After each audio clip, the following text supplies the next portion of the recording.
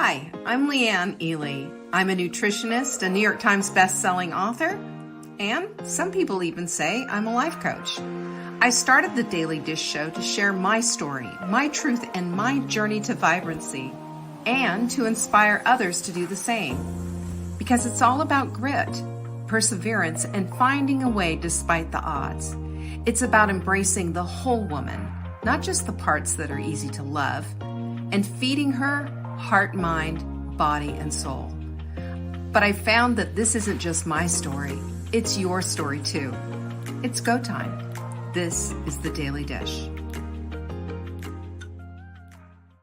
So this week we've been talking about time, and you know why? Because when I think about everything in my life that I have, one thing that I don't have, that I don't possess, that I can't count on is time.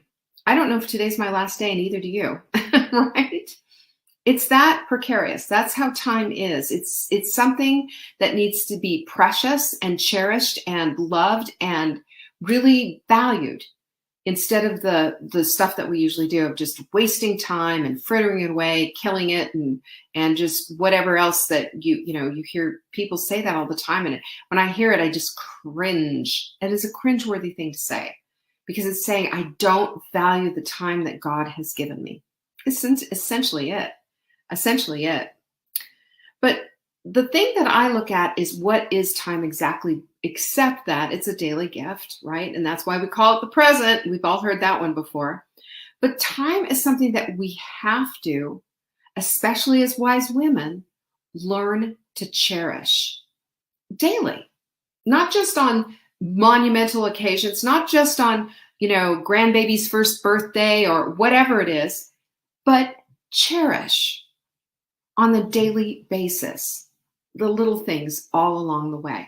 And here's an interesting thing. I looked up I always do this because, you can find what these different things mean. Cherish, number one definition, is to protect, care for, lovingly. I love that so much, because it makes me think of all of our mothers, our collective mothers' hearts, right? That's what we do. We protect, we care for, and we're lovingly doing so with our children, our grandchildren, the people that we love, our cats, our dogs, our people, the things that are so dear to us and in our lives.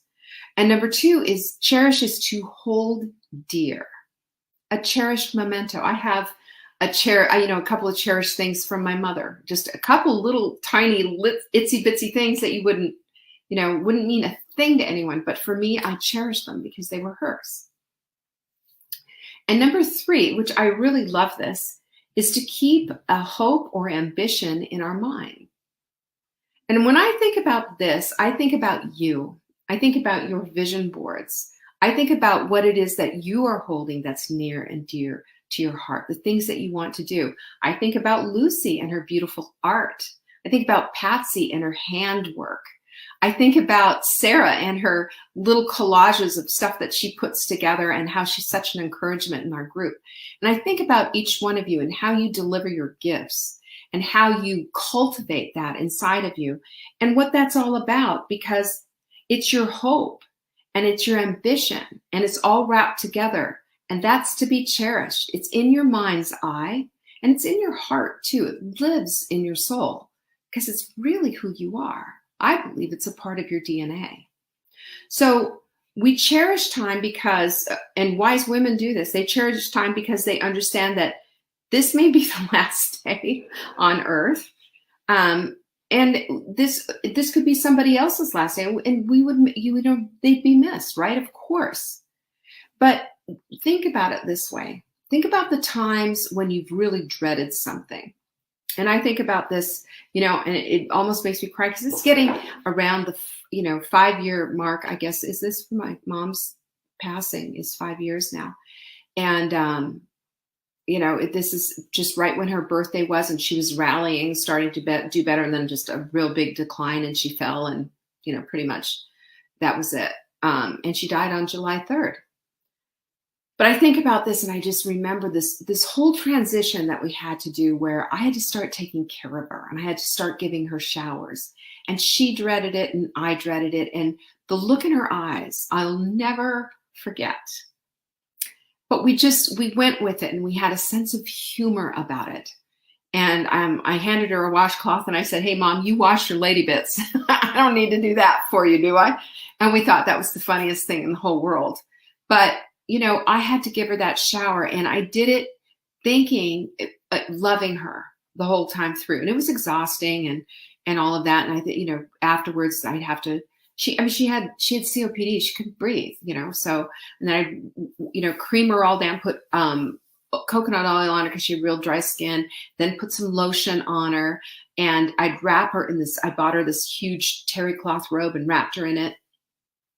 After a while, it started to get tedious because she got really bad, and the worse her condition was, the harder it was to take care of her. And I remember thinking, oh, today's shower day and blah, blah, blah. And I remember in my head thinking, Leanne, don't do that. Because one day you're going to look back and wish today was shower day.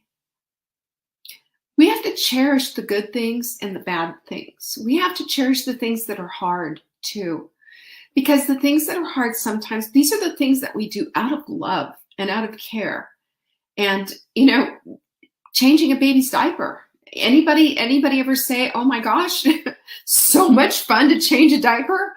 Never. How about those explosive ones, right? How about those explosive diapers? But the next thing you know is your baby's gone and there's no more diapers. And then those babies become teenagers and you're tearing your hair out of these teenagers, and then they become adults, and then they move out and they move on. And you know what? And our elderly parents might move on to glory. When we cherish our time and our moments, the moments day by day, that's when we're living in wisdom. That's when we're living with the touch of God in our hearts, in our hands, and in our lives. That's when we get to bring in and feel the Holy Spirit moving in our lives. Then, not a big wedding, not a big elaborate birthday party or some celebration or having a new house. It is in the tiny moments. And that's what I'm asking you to do right now, is to think about the moments and to cherish even the things that are hard, even the things that are difficult and that just maybe are kind of awful to do too, because someday they'll be gone. So cherishing those moments, all of them, help us, I believe, in my whole heart, they help us to love deeper, to grow empathy, to grow inside, and to be more profoundly human, more profoundly loving, and more profoundly caring.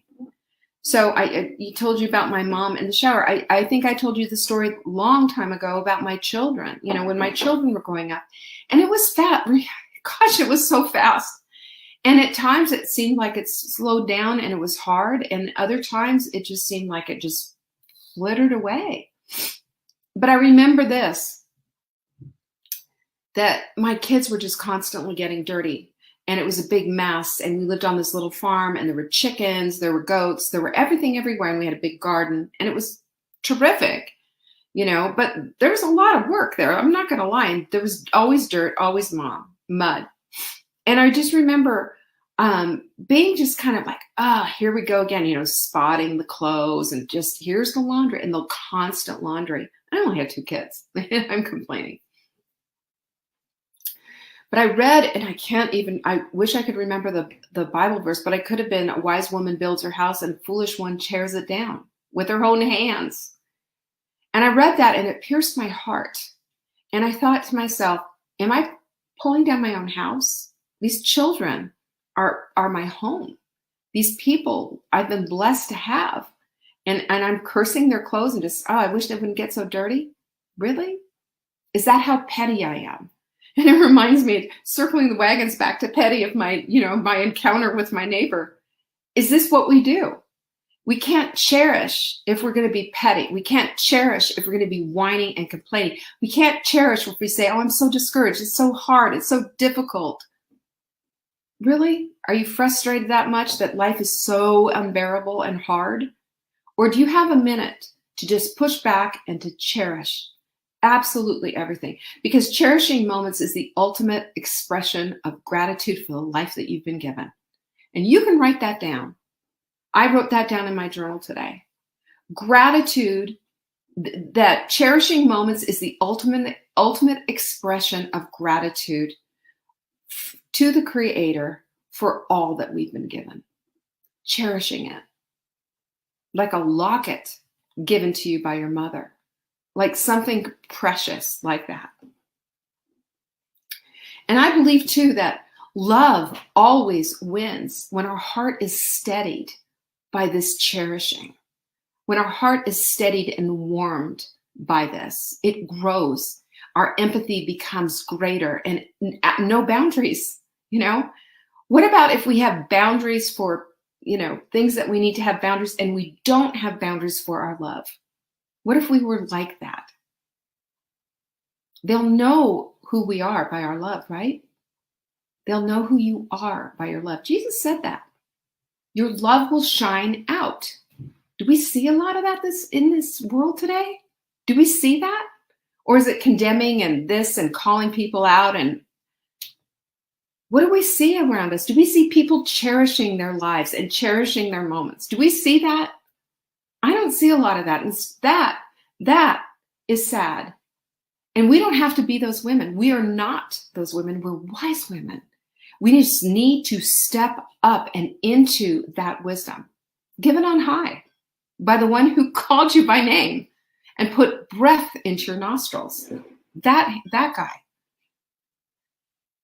So I remember that, for me, I'm looking at what are the requirements then? What are the requirements for cherishing? And we're going to talk about these in detail tomorrow. But just a couple of things. Their focus, what you're focusing on, you're going to get more of what you focus on. Remember that? Focus. It's your mindset. If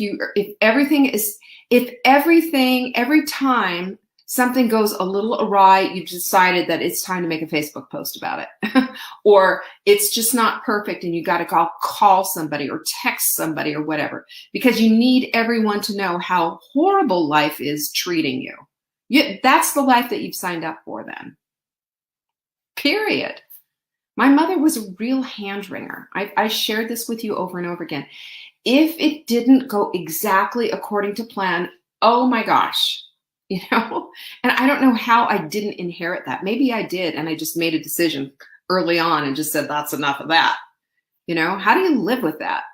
How did she live to be 83? For heaven's sakes, that's a lot. And it's no way to live. It's always looking for the negativity, always trying to find that, being a magnet for that kind of stuff. And that's what your mindset is. Your mindset's completely set on that garbage, and you're going to get it all back. And it's also a decision, for heaven's sakes. You make a decision about what it is that you're going to focus on, what it is that your mindset's going to be, and what it is that you're going to cherish. You can't cherish anything if you're complaining all the time. You have nothing to cherish. When my children were little, I used to tell them that they were having an amazing childhood. One day, I overheard my daughter talking to a girlfriend of hers about their childhood growing up in Green Creek, North Carolina. In our little farm, we had a meatball and meatloaf for our meat cows. Yes, we did have them. The kids rode them. We had chickens and goats, the goats were all named by flowers. It was magical. It was a magical childhood. We went out and we had asparagus and we had wild raspberries growing everywhere. We went foraging for mushrooms with the kids. And then what we couldn't eat, we took and sold it into the back door of restaurants. We seriously did all this stuff. That was their childhood. And it was magical. And I told them every day when I tucked them in and said their prayers with them, you're having an amazing childhood. Well, and then one day I overheard my daughter at about 30 years old. She's 31 now. Oh, the way we grew up, I had an amazing childhood. If you want people to cherish these things, especially your little ones, let them know. Let them know what's going on. Let them know that they're having an amazing childhood. Look at you. You get the privilege of doing this. This is fabulous. Even if you don't have a lot, you don't have to complain and say, we just don't have the money for that. Just say, this is what we get to do. When my daughter was little, there was horses. We lived on a horse farm and a hunter-jumper farm with hounds and the whole bit. And she was quite the little horseman, and everyone wanted her to get lessons. And so I did the math on all of that, and I finally said to the huntsman, no, it's just not, going to work. And so when Caroline asked me why she couldn't, do this, you know what I said to her? I said, it's just not going to work with our schedule. We're a homeschool family. And if you did this and then Peter went into doing that, it's not going to work for our schedule. We have other things that we're going to do. We're going to be well-rounded. And I don't think we're going to be horse people. That's how it worked. I didn't say, oh, we can't afford it. And oh my gosh, get out your quarters. Let's start, because I wanted her to cherish her childhood and not look at scarcity and lack in her life. When you are looking at cherishing the moments, you're not giving all the reasons why. You want to say, here's the pile of bills. You want to pay the bills and maybe that'll happen. Really? That's what my parents did, by the way. We lived on scarcity lane practically, because that's how that was their mindset. That's what they focused on. That was their whole thing. Money doesn't grow on trees, That was their whole thing. So what I look at is it's that our influence on our family, on our children, it's a confluence. We've talked about that together, that power that happens when two rivers meet. So that's how we merge a renewed focus. That's how we I can't say it. That's how we merge together a corrected mindset and a decision to make and cherish every single one of these memories instead of cursing them. So cherish every moment, right? Yeah, my parents were pretty much depression, I guess post-depression, My mother was 1933, my dad was 1926. You create those moments, you shift them to represent what you want them to be, don't you? You get to do that. It's your privilege to be able to do that. It's your privilege to put on new eyes at any time and to see things completely different, should you choose to do that. So, and I was thinking about, so I'm talking about this, your family, your children. What about women who are alone? Well, they can just say, I'm alone, this is terrible, blah, blah, blah, and it's really lonely, you don't get it, and wah, wah, wah, wah, wah. And then I got a note from, is my girl Carla here?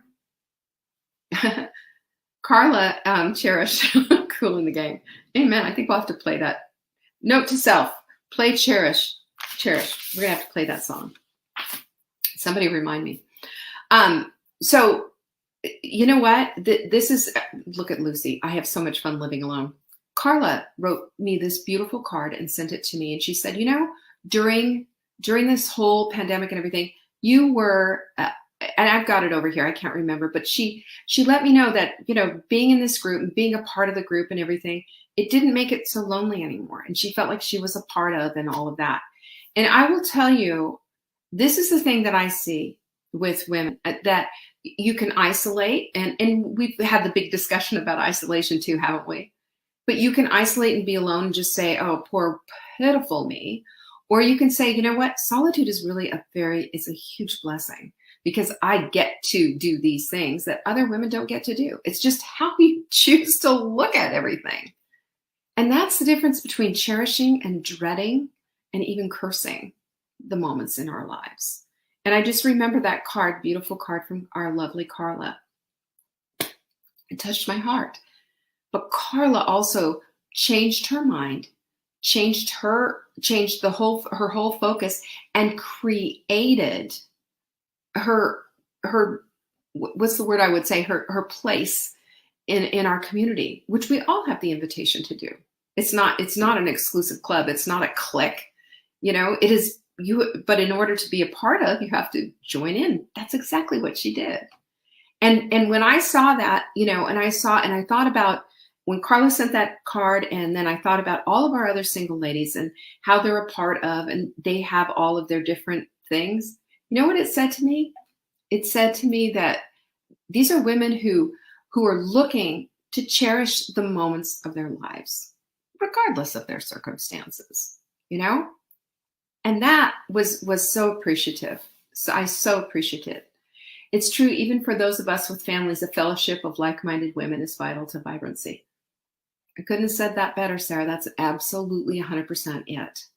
We get to do all of this.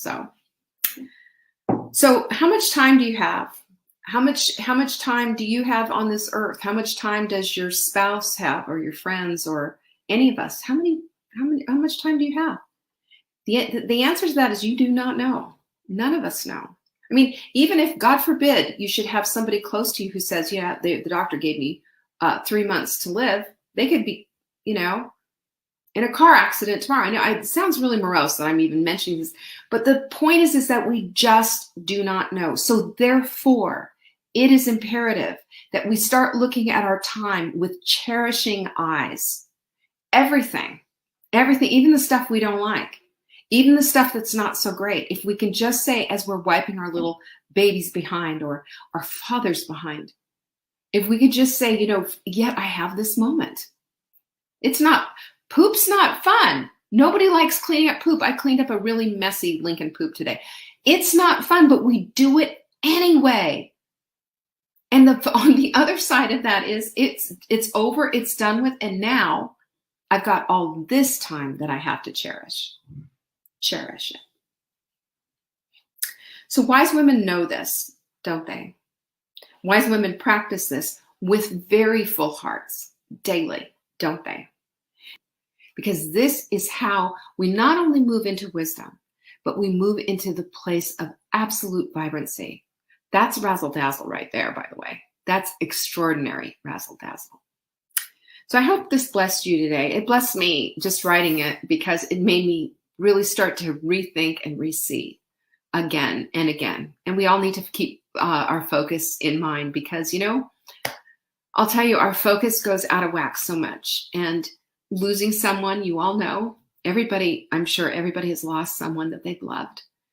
And those moments every single one of them were cherished, even if it had something to do with taking care of an unpleasant task. It's part of the equation, and it's part of our get-tos too.